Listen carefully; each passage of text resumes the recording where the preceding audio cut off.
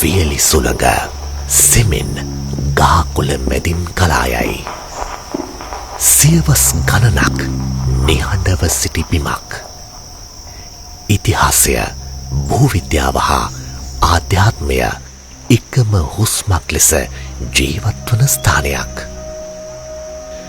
ලංකාවේ උතුරු මැද පළාතේ අනුරාධපුර දිස්ත්‍රික්කයේ ගල්කිරියාගම උල්පතගම. එහි හදවතේ සැඟවී ඇත්තේ ජාතික නාමල් උයන.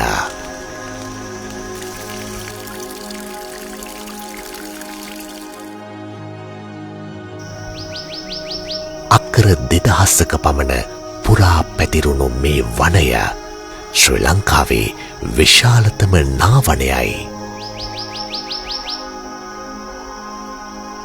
අපේ ජාතික වෘක්ෂය වන නාගස මෙහි නිහඬව අභිමානයෙන් නැගී සිටී. ජීවිත කාලය අවුරුදු 1000ට වඩා වැඩි ඉපැරණි රූස්ස නාගස් අදද මෙහි දැකිය හැකිය. එහි රතු පැහැති නව පත්‍ර සූර්යාලෝකය සමග දීප්තිමත් වේ. තද කොළ පැහැති පරණ පත්‍ර සදහටම කාලය සුරකිනසේ නිහඬව සෙමින් සෙලවේ. සියවස් ගණනක් පුරා ඉතිරි වූ මේ නාගස් අපට කියන්නේ මම කාලය දොටුවා කියාය. මෙය වනයක් පමණක් නොවේ. මෙය ජීව විවිධත්වයේ සංකීර්ණ සංගීතයකි. ඖෂධීය පැලෑටි, වේලි කලාපීය ශාක, කුරුල්ලන්ගේ නාද, කෘමි සතුන්ගේ හුස්ම, මේ සියල්ල එක්ව ස්වභාව ධර්මයේ නිහඬ කාව්‍යයක් රචනා කරයි. 2005 සංරක්ෂිත වනාන්තරයක් ලෙස ප්‍රකාශයට පත් වූ මේ භූමිය අදත් අපේ රටේ පාරිසරික වශයෙන් අගනාතම ස්ථානයක් ලෙස තිතුලයි. නමුත් මේ වනයේ සත්‍ය හදවත ඇත්තේ තවත් ගැඹුරේය.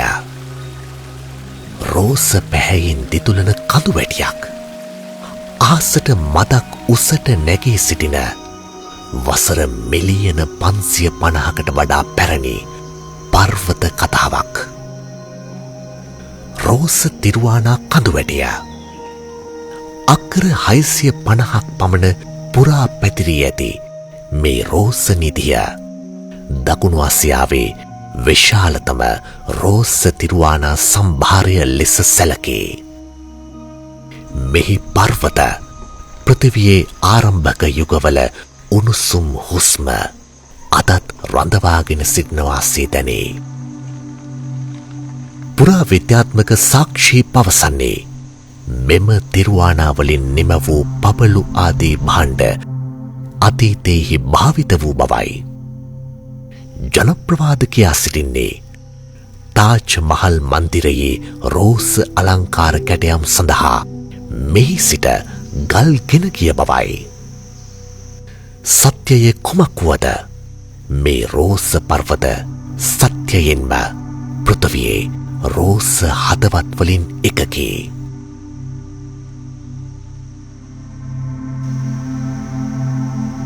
කාලය මෙහි සටහන් වැද ක්‍රිස්තු පූර්ව 3 වන සියවස දක්වා තිබෙන ඉතිහාසයකට අයත් ආරාම සංකීර්ණයක නිහඬ අවශේෂ මෙහි දැකිය හැක. මේවා අනුරාධපුර මුල් යුගයට අයත් බව කියවේ. බෝධිඝර, චෛත්‍ය, ගල් නිමැවුම්,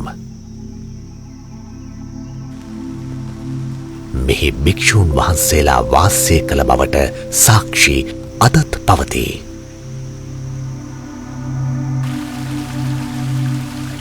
පර්වත අතරින් ගලා යන ජලය වසර 1000කට අධික පැරණි දිය ඇල්ල, වනය පුරා විහිදෙන ජල මාර්ග, මේ සියල්ල කාලය හරහා අතට පැමිණි ජීවයේ සලකුණුය.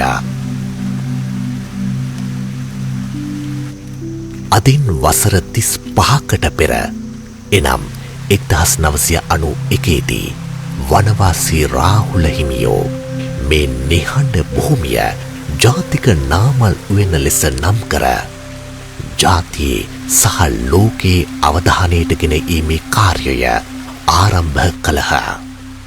එය හැඳින්වූයේ මොරගහ උඩ පෙරළිය කියාය. එතෙක් මෙය විනාශයට ලක්වෙමින් තිබූ ස්ථානයකි. නමුත් අධිෂ්ඨානය විශ්වාසය හා කැපවීම මේ වනයට නව ජීවයක් ලබා දී ඇති බව අද දැකිය හැකිය.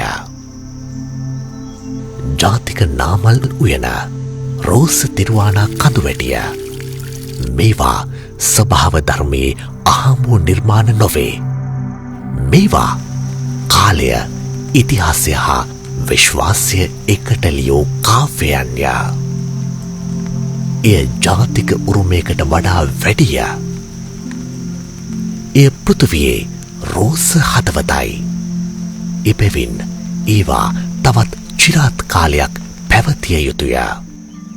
අනාගතය යනු ස්වභාව ධර්මයේදී ආරක්ෂා කිරීමයි. ඒවාට ආදරය කිරීමයි. මේ අරමුණින් අපි ජාතික නාමල් උයනේ 35 වන සංවත්සරය සමරමු.